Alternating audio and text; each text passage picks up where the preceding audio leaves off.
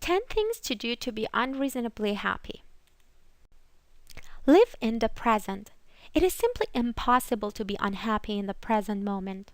Negative feelings are residues from past experiences, and worries and fears belong to a possible event in the future. These two unreal dimensions are the true causes of sabotaging and spoiling our present. Challenge yourself to truly observe the majesty of even a bare tree in winter and feel grief. Or embrace your children or partner and cover them with kisses and tight hugs and feel ungrateful. Or even take a deep, revitalizing breath and feel distress. It is amazingly impossible to bring sorrow to your heart when you are here. This is the power of now. Remember that happiness does not come with reaching a destination. Live in the moment and enjoy the journey. You can't live at all unless you can live fully now. Make a choice to be happy every morning. When we make the decision to be happy, we allow ourselves to be open to receiving happiness. By making this choice, we let the cosmos know of our desire. By tuning our minds on happiness every morning, we start feeding happy thoughts. The more happy thoughts we think, the happier we get, and the wonderful spiral lives on. On the other hand, if we don't choose to be happy, we let the occasional negative vibration attract even more of its similar frequency, and before we know it, we will be swamped with disheartening emotions. As Abraham Hicks suggests, the best time to tune into higher vibrations is the first 17 seconds after we wake up in the morning, when we are virtually in a blank slate during a very small window of time. Choose and expect to be happy, and you will be. Clear your limiting beliefs. The data and the conditioning that have been imprinted in our subconscious mind throughout the early years of childhood are occasionally, if not all the time, the causes of our negative thoughts and emotions. By exploring these limiting beliefs, we disempower them and don't allow them to govern our moods and rule our lives. Meditate. Meditation carries us into the deeper levels of consciousness where we are whole, where we remember we are not a drop in the ocean but the entire ocean in a drop, as Rumi brilliantly reminds us. By regularly dipping into pure consciousness during their daily meditation, we purify and detoxify our five senses and tune into our higher self in an exponential way. This is the state of bliss, where no duality exists and therefore no melancholy perspective can survive, where all is one, pure splendor and love. Aim to put aside at least 15 minutes every day to sit without distractions. Take a couple of deep breaths and be aware of your breathing.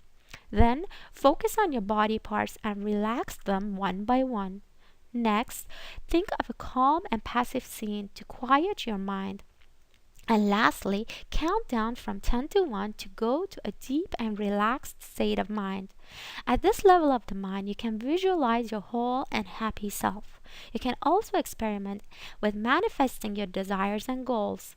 You may repeat powerful words such as peace, joy, love, gratitude, trust, let go, I am, and other soulful mantras when distracting thoughts occur. Or simply focus back on your breathing. Investing a couple of minutes in daily meditation ensures more and more blissful, mindful, and happy moments for the rest of each day. Check my other blog posts for a collection of guided meditation clips to get you started. Love, do service, make someone happy. It is impossible to make someone happy and stay unhappy. The universe is held together by the force of compassion.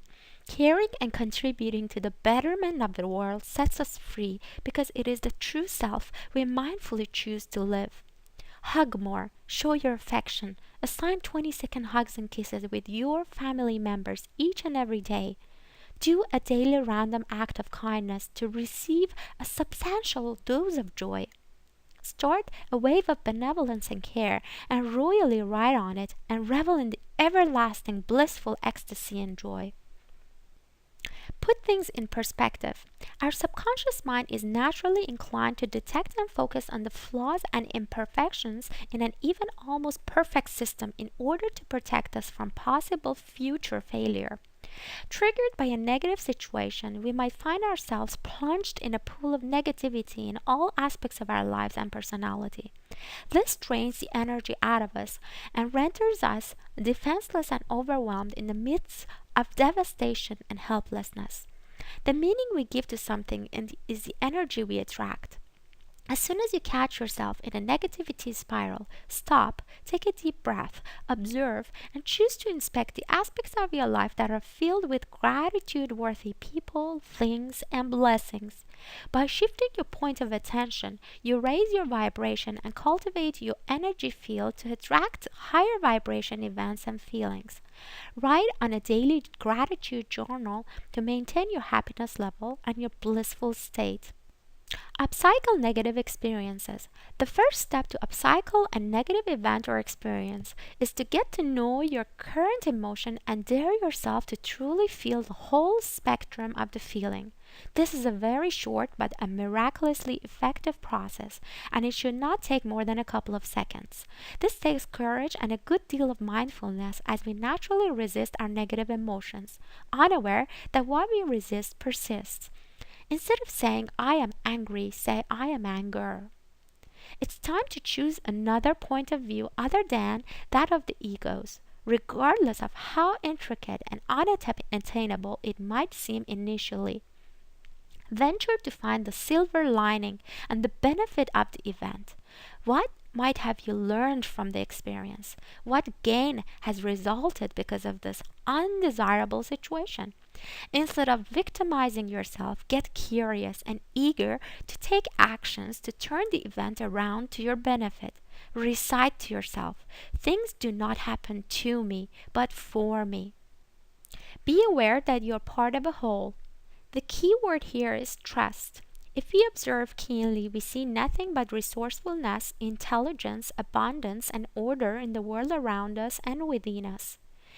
When we utterly and selflessly give in to the supremacy of the divine intelligence in the first 9 months of our lives, why we self-righteously assume we are know-all and stand-alone creatures for the years to come. The motherly support and sublime presence ubiquitously surround us. We just need mindful practices and clues to observe this long and often so it becomes ingrained in our conscious and our subconscious mind.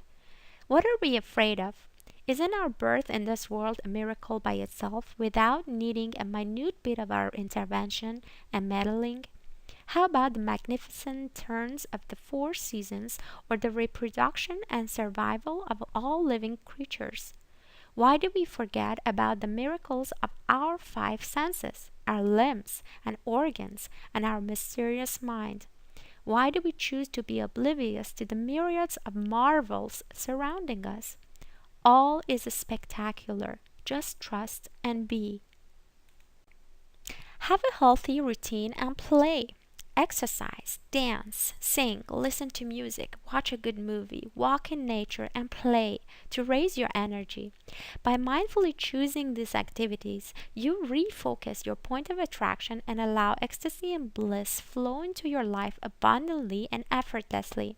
Plan your day the night before to eat right, do your daily exercise and meditation, and carry out your daily tasks.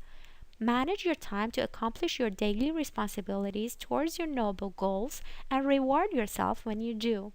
Feeling of accomplishment induces feelings of joy and exhilaration. Good luck, bad luck, who knows? The only horse of a farmer runs away, and this causes the neighbors to sympathize with him about his bad luck. In response to this pity, he answers, Good luck, bad luck, who knows? A couple of days later, the horse returns accompanied by a herd of wild horses, when the neighbors now congratulate him on his good luck. Repeating what he previously stated, he replies, Good luck, bad luck, who knows? Days later, his son attempts riding on one of the wild horses and he breaks his leg. This time, everyone shares their comments of how unlucky he is, when he responds once again, good luck, bad luck, who knows? The next day, the government delegates come to recruit his son for a bloody war, and the son is dismissed because of his broken leg. Now, do you think this was good luck or bad luck? Who knows?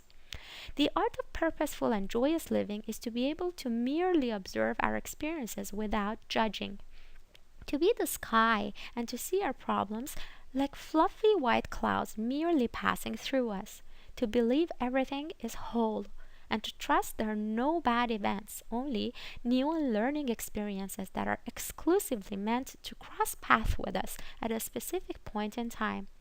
It tends to be rather difficult to love all at all times, like the hardship and the resentment we sometimes feel. However, if we can master this, we will master our life, and gratification and glory will reside permanently in every nook and cranny of our soul. The difference between a good day and a bad day is always our attitude. Sometimes we don't even need to solve a problem or rectify a situation.